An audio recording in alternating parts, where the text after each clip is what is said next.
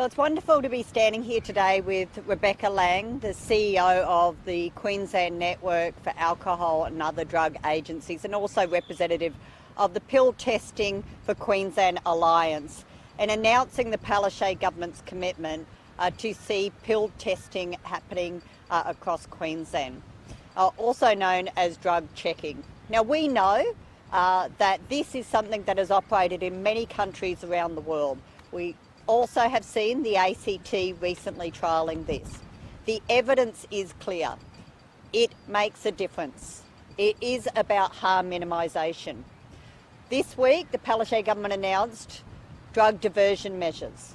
We know simply saying drugs are bad and harmful does not divert people away from using them. We have to try new initiatives, but new initiatives that are based on evidence, and that's what drug checking is. It is based on clear evidence around the world that it allows people to have their substance checked, whether it's at a fixed site or a festival, and it leads to those people finding out that what they have is not what they thought it was, that they're willing to voluntarily hand those drugs over for self-destruction and safe destruction, but also that they're willing to change their behaviour and seek interventions. And many of these people are having the first point of contact with health agencies or drug or alcohol agencies. So this means that people will reach out for help, stop using drugs, and importantly not end up in our emergency departments, or worse still, losing their life. We have had coronial inquests in Australia that have recommended bringing in drug checking, but very few jurisdictions have done it.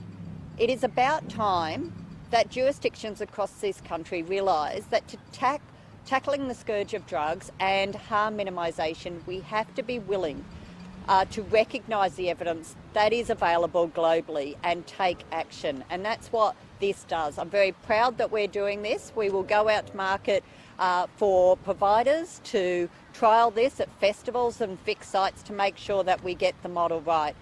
But this is a policy of the government that will be permanent, that recognises that we need to do something more than just criminalising drugs. We need to put in place harm minimisation measures that we know will make a difference. In the UK alone, at one festival, they saw a 95% reduction in people ending up in hospital. We have seen people losing their lives, and we've seen too many people being hospitalised at festivals across Australia. And only a couple of weeks ago, we saw someone losing their life that it is alleged that it could be because of drug use. So we need to take these measures. We need to do what we can to divert people away from drug use, and also making sure that they understand what they're taking.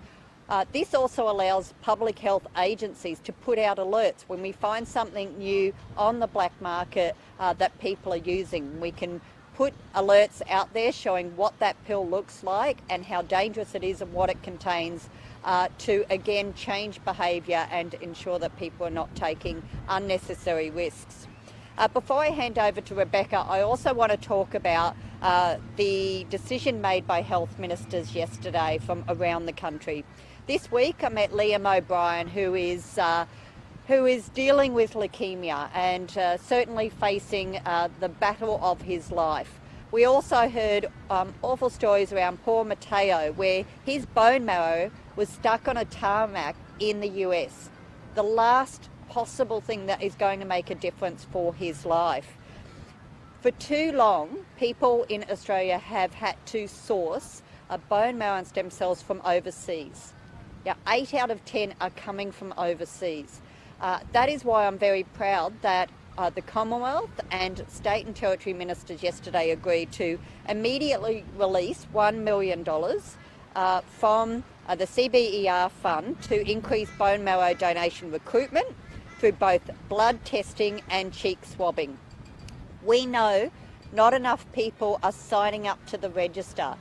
It is hard to find people who are compatible for bone marrow and stem cell donations. But to ensure that we can have this, first we have to get people on the register, and that's what this will do. In addition to immediately releasing the $1 million, there's proposals for scaling up the bone marrow donation recruitment nationally. And the Health Ministers gave provisional approval for the release of further funds from this fund, which holds over $12 million currently, with details to be finalised following clinical advice, which is due in April 2023. I want to see us move very quickly. I thank Liam for his advocacy. I thank Robbie Catter for his advocacy, and also everyone who is suffering from bloodborne diseases and cancers. This can make such a difference, and I really thank the Commonwealth for partnering with us and acting so quickly, and to all the state and territory ministers for their cooperation yesterday. The last thing I'll say on the drug checking, I have already seen social media posts from the opposition, from Ros Bates, who is the shadow health spokesperson for the LNP. I haven't seen comments from David Crisafulli, but I encourage him to come out and back this in. Back this in, because it is about harm minimisation, and it is about listening to evidence-based policy. To simply say it's soft on drugs is to ignore the problem around this country about the harm that drugs do. Now, we should absolutely focus our criminal laws on the manufacture and the distribution and trafficking of drugs, and that's what our reforms sought to do this week. But when there's individual use, and we know people are dying from the use of these drugs, we owe it to them and their families to do everything we can to minimise that harm, and that's what these laws do. So I find Ros Bates' comments shameful, absolutely shameful. For someone who constantly reminds the community that she was a nurse, she knows better. This is based on evidence. It works, and she should back it in. Thank you. Rebecca. Thank you, Minister. The Network of Alcohol and Other Drug Agencies commends the government on this evidence-based policy decision. We've been advocating to government with our colleagues in the Pill Testing for Queensland network over the last 5 or 6 years.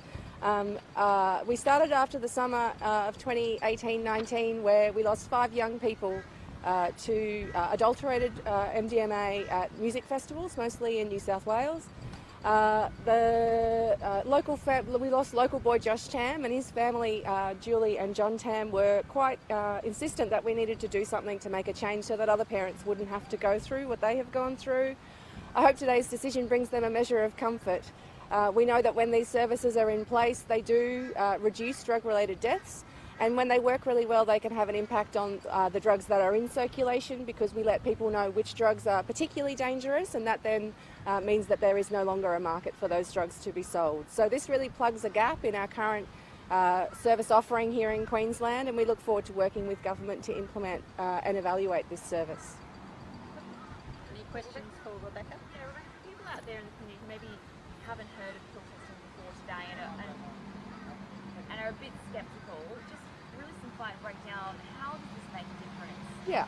So what happens is that people will bring a sample of their substance to the service and leave it with them for chemical analysis.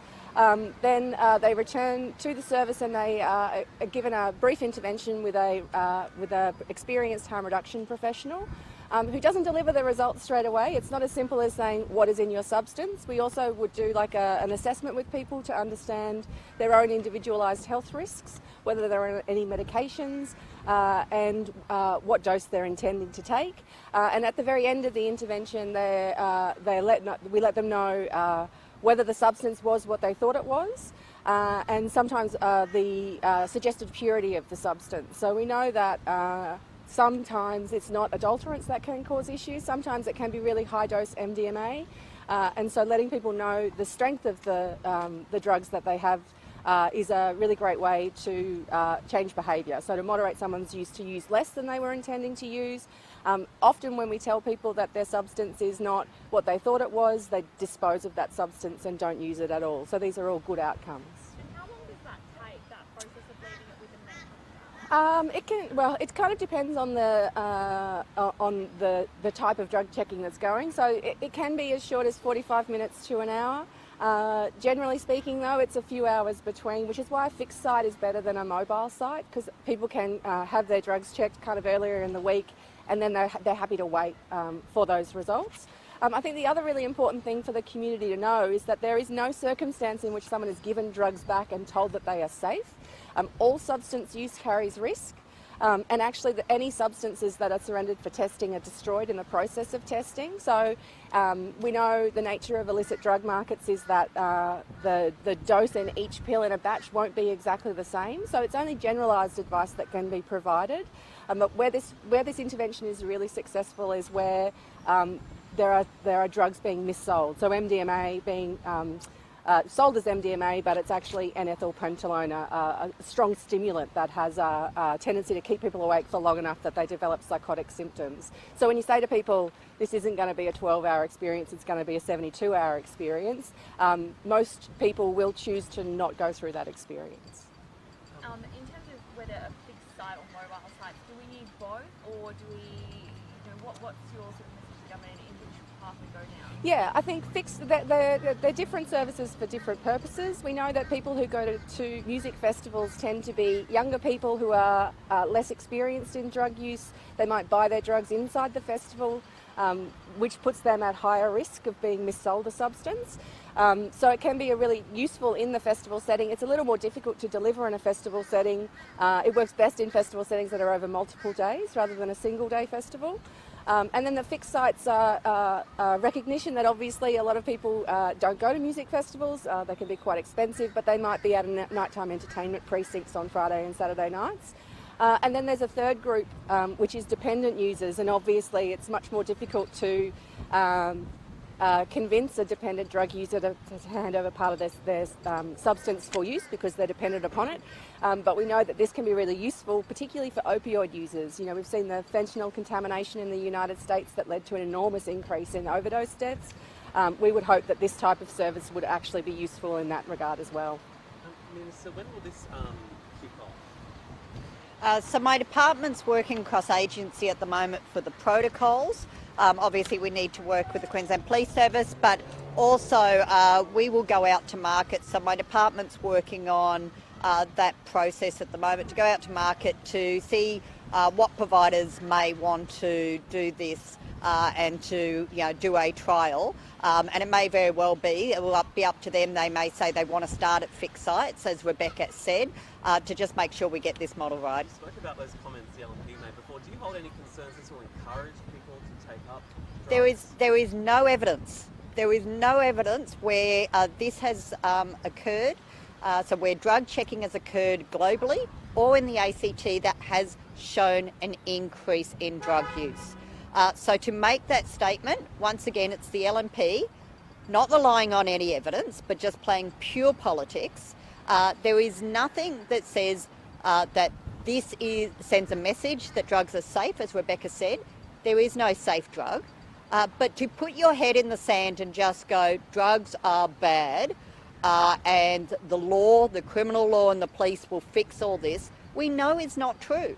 We know that it has not eradicated drug use in this state, in this country. We know that it hasn't reduced the number of deaths. And certainly when I was Attorney General, all I heard, every court I went to around this state talked about, the increase in ice and methamphetamine use, and we have to do more. We have to use every tool that we can.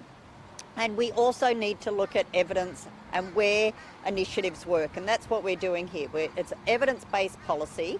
And if the opposition are going to make claims that it sends a message that it's safe, that it's going to increase drug use, put up the evidence in any country that has had drug checking that verifies that. And I'm very confident they're not going to be able to do that. What work did the government do on this, and will you release any report that was done by Queensland Health? So the Queensland Mental Health Commission has done extensive consultation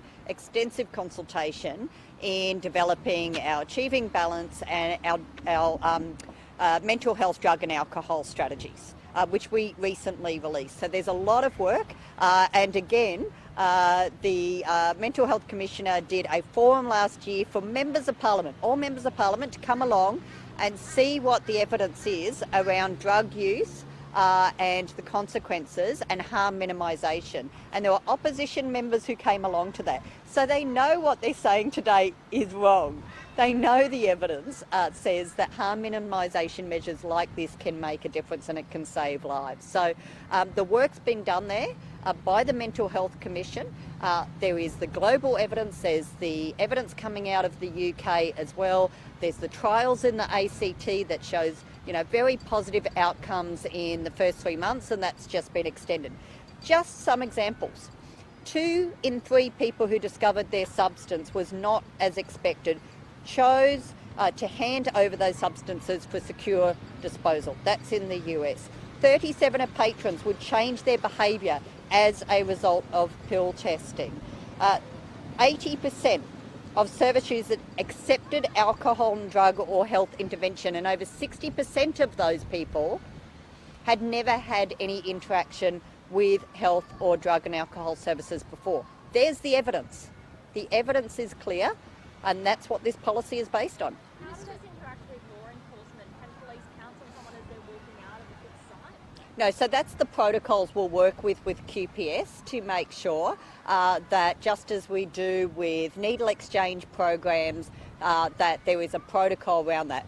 But let's be clear, if someone walks into a festival with 200 tablets ready to sell them, then that is not personal use. That is dealing. And based on our laws that we introduced in Parliament this week, that means that it will have higher penalties going forward. So we want to shut down those who are manufacturing. We want to shut down those who are dealing and trafficking in drugs. And if you walk into a festival with 200, 1,000, pills ready to do harm to other people, then there will be consequences to that. Minister, have you spoken to any of the festivals? What's been the interest in taking up? So that'll be up to the provider who wants to run these drug checking at any particular festival. They will need to work with the festival organisers themselves. I know there's one organisation here in Queensland who has already applied for approval on a number of festivals, but that'll be up to them which festivals they want to operate. But we are keen on seeing this trial to make sure that we get the operation and the procedures right. Minister, when do you hope that this could, be rolled out either the trials or in full in Queensland? Is there sort of a goal in mind for when it all Look, I would like to see in the next 6 months that we've got a provider who is willing to trial this, and then it'll be up to the provider as to how many sites they want to trial. That's the process that we'll go through with, just testing the market on this and, how long they will need to establish that. I believe it could take some months to establish a trial. Who will be held liable if someone goes and tests their drugs? They're told that they are safe. No one gets told they're safe. Okay. No one gets told What the are drug they is told? safe. What exactly are they told? They are told what the drug that is being checked contains. That drug doesn't get handed back. Rebecca's just explained this very clearly. First, no one gets told that drug is safe to take. They do not get that drug back. It is disposed of. And that they're told what it actually contains. And 2 in 3 people find out that what they've actually just purchased is not what they thought it was and contains other substances, and are willing to actually hand over the drugs they have for secure disposal. So that's a great outcome, to know that they didn't end up consuming the drugs that were going to do them significant harm. Just on that question, who's held liable if someone goes and gets their drugs tested and they subsequently consume those drugs and are subsequently injured as a result of advice that they're given? They're not given any advice that it's safe. But they're given advice on what's in the That's drug, right. aren't they? That's right. But it is. It's not the case of. Well, certainly the provider won't be liable, because at the end of the day, that person has purchased that drug. It is an illegal drug. It is still an illegal drug. But what we want to do is encourage those people to come forward and have that tested. And that's why we have to make sure that this service is available so that they can get it tested, because the alternate to doing this is they're going to consume that drug and it could do them serious harm or result in a loss of life. And surely doing this is a better outcome than seeing loss of life. Did the government consult with victims of drug use? What was the feedback? Well, what we have done is based ours on the evidence coming out of the trial from the ACT, the evidence globally, including from the UK, and the work that the Queensland Mental Health Commission has done. We know that, and I should also say that evidence includes coronial inquests that have made recommendations to allow drug checking. There's been interstate coronial reports that have come down, coroner's reports that have come down that have recommended this as well. And I know that there's many families who have been outspoken on this and said it is not the only tool, but it is one of many measures we can take to minimise harm out there in the community as a result of drug taking. Just on another topic, can we get your reaction to the news that a 15-year-old and 16-year-old have been charged with the stabbing murder of It's horrific. Any loss of life, as a result of a crime, it is tragic. And mine, the government's, condolences go to the loved ones of that individual. I mean, knife crime's a problem. And I know the QPS are doing a lot of work, including in my community here, around educating around knife crime and youths carrying knives. It is just absolutely tragic.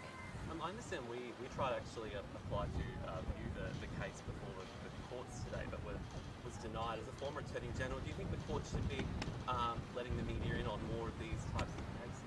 Well, look, that is a decision for the courts, and I'm not going to reflect on the court's decision to do that. But as a course, we know that when it comes to youth matters, generally they're not open to the court for a range of reasons, because if that youth is found to not be found guilty and convicted of that offence, then this could carry with them for the rest of their lives despite not being convicted. And it is not about trying to damage their lives forever if they aren't found guilty. Now, obviously, if they get a conviction, then that is public, that information is public. But those are part of the reasons that have gone into why there are closed courts when it comes to youth justice matters. But I know from time to time courts will allow the media to come in. I have sat in a high-risk youth justice court in Townsville for an entire day, and the media were allowed to come in for some of that. But it is up to the court to make that decision. Minister, with respect, people don't find out what punishments youth receive if they are found guilty. It is only if they make it to higher courts, such as the Supreme Court or the Children's Court of Queensland. And wouldn't it be important for the public to see the justice process play out in serious cases such as allegations of murder? And if the children are found to be not guilty, don't you think it's important that the public knows why they were found not guilty and the circumstances for why they weren't liable for that offence? Well, at the end of the day, the courts make the decisions as to letting the media in. But as far as finding out why they weren't convicted, at the end of the day, if they weren't convicted, that is the end of the matter, subject to appeals. And to say, well, the public should know the reasons why they weren't convicted, does that mean the public should be able to judge that individual separate to the courts and decide that they are guilty whether the court finds that way or not? I mean, that's the reality. If you start actually saying the public should understand all of the circumstances as to why they didn't get a conviction, that is saying so that the public can decide for themselves whether they are guilty or not. And that can impact on that young person for the rest of their life. Now, murder is a serious, very, very serious thing, and we should not trivialise this. And we need to make sure that the court process is able to occur and that the court is able to do their job. But these are decisions of the court. The court can allow the media in circumstances. But Minister, by not letting the media into cases as serious as murder, the public never finds out whether or not that child was convicted or not. If they are not found to be not guilty, all the public knows is that those teenagers were charged with murder, and they may go on to assume that they are guilty.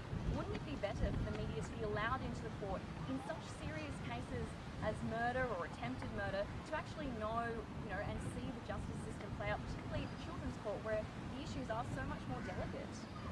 And again, the media can argue those points before a judicial officer. The media can argue those points and argue the reasoning why that information should be public. But at the end of the day, there is a presumption of innocence, and the court has a job to do, and we need to make sure that they can do that.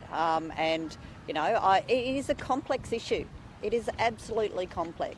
But if they are convicted, the public are aware of the circumstances around that, and I think that is important. But Minister, only in few cases do we actually know if children are convicted of murder. It's not, there are many cases that we are locked out of, and the public will never find out the outcome of that case, and they're left in the dark wondering what happened in that case. Don't you think the public deserves to know what is happening in the most serious of cases of juvenile crime? They're not the vast majority of them, but don't you think the public deserves to know? Look, I've already answered this. I mean, it's a complex issue.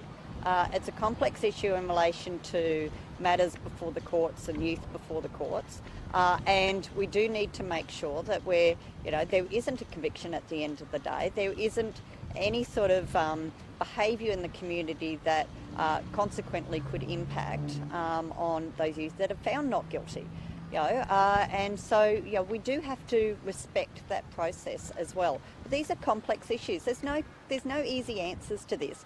I mean, the focus shouldn't be on that. The focus should be on what are we doing to try to deal with those most serious offenders in our community and change the behaviour, and particularly around knife crime, of our youths. And that's what the Palaszczuk government has announced this week. We've introduced this legislation. It is about investing both in diversion programs and supporting and case management of not just individuals but their family, because these things are really complex. I've seen the stories around Mount Isa this morning.